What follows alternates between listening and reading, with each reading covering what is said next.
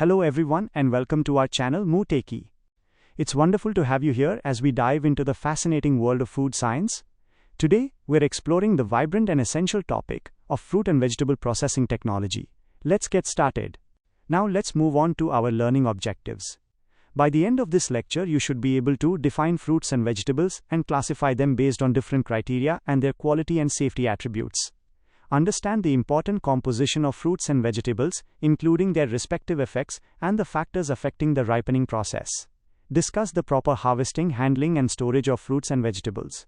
And finally, explain the production of fruit juice, tomato paste, and tomato ketchup. Next, we explore our introduction. Fruits and vegetables are perishable commodities and important ingredients in our human dietaries. They are seasonal in nature and have high nutritive value. They make a significant nutritional contribution to human well-being. So what is a fruit? A fruit is the mature ovaries of plants with their seeds. They are commonly eaten alone or as a dessert. And what are vegetables? A vegetable is any edible part of a plant that does not have a role in the plant's reproductive cycle, such as the roots, stems, leaves, or flowers. They are often eaten as part of a main course or a side dish. Coming up, we'll discuss the classification of vegetables. First, based on the edible part. We have root crops like carrot, radish, beet, turnip, and sweet potato. Stem vegetables, such as asparagus and potato. Leafy crops, including lettuce, cabbage, celery, and spinach. Immature flower buds, like cauliflower, broccoli, and artichoke. Immature fruits, such as cucumber, okra, sweet corn, and eggplant. And finally, mature fruits which include cucurbits, that's pumpkin, white gourd, squash, muskmelon, and watermelon, as well as tomato and pepper. Vegetables can also be classified based on the temperature they prefer. Warm season crops are adapted to 18 to 29 degrees Celsius, are intolerant to frost, and are mostly grown for their edible fruits. Cool season vegetables have optimum growth at cooler temperatures and are shallower rooted and smaller in size. Examples include asparagus, Brussels sprouts, broccoli, cabbage, celery, garlic, onion, and pea. Following this, let's understand the classification of fruits. This depends on their shape, cell structure, and type of seed. We have berries, which are usually quite small, think strawberries, blackberries, raspberries, and blueberries. Citrus fruits, which are high in citric acid, like sweet limes, oranges, tangerines, and sour oranges. Drupes, which contain a single pit, such as apricot, sweet cherry, peach, and plums. We also have grapes, which come in green, black, and seedless varieties. Melons, which are large and have a tough outer rind, like muskmelon and watermelon. And pomes, which contain many pits, such as apples and pears. Fruits can also be grouped by their natural habitat. Temperate zone fruits include apples and strawberries. Subtropical fruits include oranges and avocados. And tropical fruits, which require warm temperatures, include mangoes and bananas. As we continue, let's look at fruit and vegetable processing.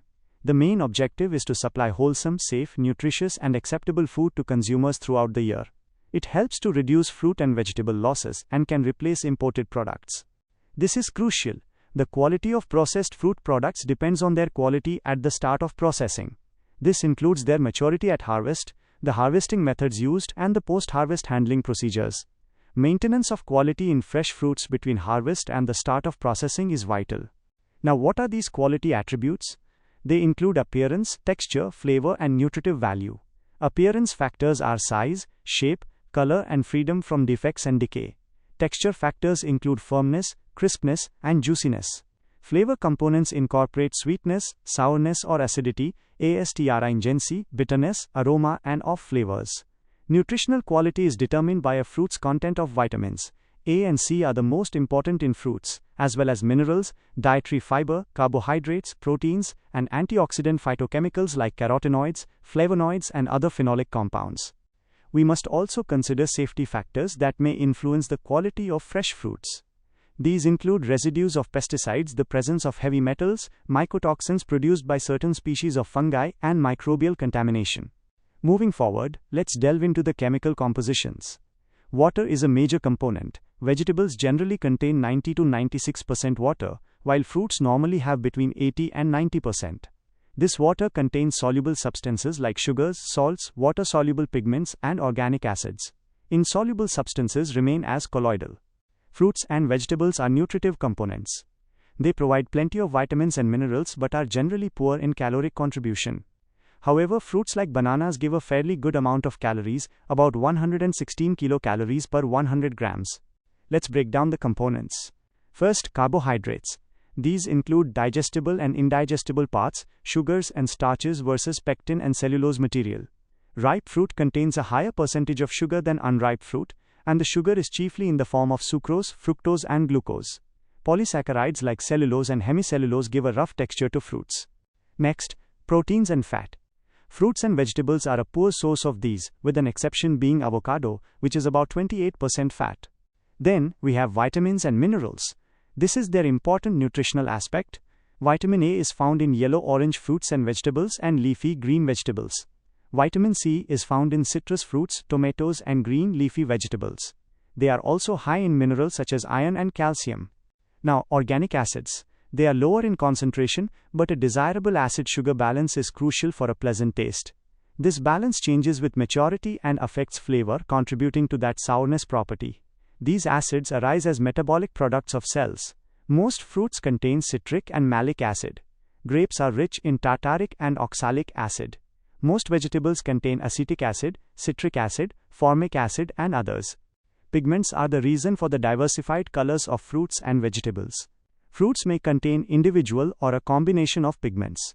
For example, an orange contains both carotenoids and chlorophyll. There are water-soluble pigments like flavonoids and fat-soluble pigments. The major pigments in fruits are carotenoids, which are the red and orange pigments and are a precursor of vitamin A, and chlorophyll, the green pigment of leaves. Flavor substances are next. Flavor is imparted by volatile compounds, things like aldehydes, ketones, esters and ethers. It's the unique combination of these volatile compounds that creates a unique and desired flavor. Some fruits contain essential oils which are also important flavor contributors. Some vegetables have a strong flavor due to sulfur compounds. Think about the irritating behavior of onion that's caused by volatile sulfur compounds. Now let's talk about pectic substances. These are derivatives of carbohydrates. They are methylated polymers of galacturonic acid. They act as a cementing substance between cells. Pectic substances go through different stages. Protopectic is an insoluble molecule present in unripe fruits, giving them a firm texture.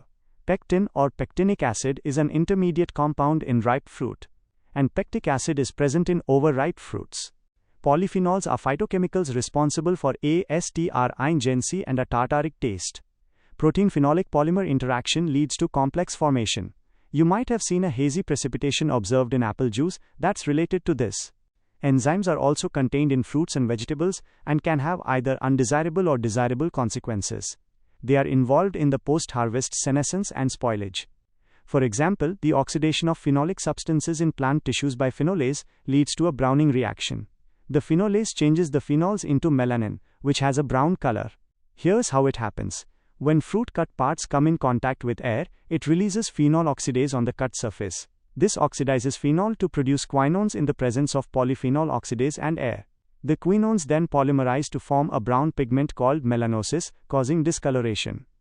The factors essential for this enzymatic browning are the presence of oxygen and the enzyme in its active form, under optimum conditions of temperature around 40 to 50 degrees Celsius, and a pH of 6 to 7.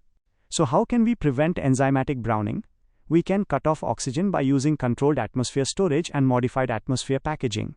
We can inactivate the enzymes through blanching. Other methods include alteration of pH or applying antioxidants and reducing agents. Other enzymatic actions include starch-sugar conversion in plant tissues by amylases, which is part of ripening, and post-harvest demethylation of pectic substances. We can control these through temperature, water activity, pH, chemicals which can inhibit enzyme action, alteration of substrates, alteration of products, and pre-processing control. Now let's discuss harvesting, handling, and post-harvest changes. The total time between harvesting and processing is also an important factor in maintaining quality and freshness. We must minimize delays. Losses in fresh fruits between harvest and processing can be quantitative, like water loss, physical injuries, physiological breakdown, and decay, or qualitative like loss of acidity, flavor, color, and nutritive value. The proximity of the processing center is beneficial. There are different harvest regimes for fruits and vegetables, and an appropriate maturity stage is required for optimum quality. Cellular respiration continues after harvest. That means the produce keeps taking in oxygen and giving off carbon dioxide, heat, and moisture. Mechanical damage during harvesting hastens the respiration rate and spoilage. Fruits continue to respire, moving from mature to ripe to overripe. Let's clarify maturity versus ripeness. Maturity is the condition when the fruit is ready to eat or, if picked, will become ready to eat on further ripening. Ripeness is that optimum condition when color, flavor, and texture have developed to their peak. Some fruits are picked when they are mature but not yet ripe, like cherries, peaches, and bananas.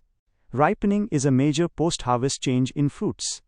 Ripening patterns vary and fall into two categories: climacteric fruits which ripen after harvest, and non-climacteric fruits which ripen before harvest. Now let's explore the changes during ripening. The process is chiefly regulated by a gaseous plant hormone called ethylene and different enzymes. We see a color change from green to yellow to orange to red. This happens due to the breakdown of chlorophyll by the enzyme chlorophyllase and the synthesis or exposure of carotenoid and anthocyanin pigments. Softening occurs as protopectin breaks down into pectin and then into pectic acid, thanks to pectic enzymes and the hydrolysis of hemicelluloses. We see an increase in sugar content, volatile substances, and essential oils, while astringent property decreases. There's a decrease in starch content and acidity. All these changes produce a pleasant flavor. The optimum temperature and humidity for ripening are about 20 degrees Celsius and 90 to 95% relative humidity. Ripening can also be done artificially by smoking. This brings us to chemical fruit ripening, or artificial ripening. Here, the natural process is accelerated by using certain chemicals. This is known as induced ripening and is mostly applied for bananas and mangoes. Artificial inducers include smoking with ethylene gas, using calcium carbide for mangoes, and using ethaphon. Controlled storage conditions can extend the shelf life of produce. Modified atmosphere packaging, or MAP, works on the principle of replacing the internal atmosphere of fresh produce by flushing it with nitrogen or carbon dioxide. This leads to an extension of shelf life. Good manufacturing practices and good hygienic practices combined with MAP inhibit spoilage and extend shelf life. After flushing, the material is sealed in a package to prevent oxygen entry. Normal air composition: 78% nitrogen, 20% oxygen, and 0.03% carbon dioxide is modified within the package. This reduces respiration and retards the growth of aerobic organisms. Controlled atmosphere storage, or CAS, has a similar principle to MA storage, involving modification of the gas composition by reducing oxygen and increasing carbon dioxide in the store, combined with low temperature. This reduces the rate of respiration. Next, we'll look at the range of products we can make. This includes jams, fruit wines, marmalades, paste, purees, tomato sauce, jellies, juices, canned products, and freeze-dried products. Let's understand fruit juice processing. It starts with fruit reception from the farm or market. We need mature and mold-free fruits. We inspect them and remove any moldy or badly damaged fruits. We use potable water for washing. Then we sort and grade them based on size and color. Peeling and cutting is optional. Then we move to pulping or crushing, where we separate the skin and seeds. The juice is then pre-pasteurized at 80 to 90 degrees Celsius for 10 to 15 minutes and filled into pre-sterilized cans or bottles. Alternatively, we can fill unpasteurized juice into bottles and then heat them at 88 to 90 degrees Celsius for 10 to 20 minutes. Then we cool the product. Depending on the type of juice, we might also include steps like deaeration, centrifugation, or adding preservatives. Finally, we label the product with the name, manufacturer, composition, production date, best before date, batch number, and production time. The final products are stored in a cool, dry place and protected from light. Now for tomato ketchup and sauce processing. It begins with tomato reception, where we inspect for redness, maturity, cleanliness, and wholesomeness. We sort them by size and color. Then we soak and wash them in water at about 50 degrees Celsius to remove mud easily. Next, we slice, heat, and crush the tomatoes at around 55 to 60 degrees Celsius. Then we pulp them to separate the skin and seeds. The pulp is the flesh part. We formulate the ketchup with ingredients. Then we cook and concentrate it using a vacuum evaporator until it has 25% or more total soluble solids, or TSS. We fill the ketchup into sterilized bottles or cans and pasteurize it. If no other ingredients are added, the product is tomato paste. Finally, we label it with all the necessary information and store it at 0 to 4 degrees Celsius. Lastly, let's talk about paste. Paste can be made from any fruit, but tomato paste is the most common. The production procedure involves mashing any fruit to a smooth and thick mixture, boiling it to evaporate water, and mixing it with constant stirring to prevent burning. The solid in the final product is concentrated to 36%. We then pasteurize it to prolong its shelf life. Thank you. See you in the next class.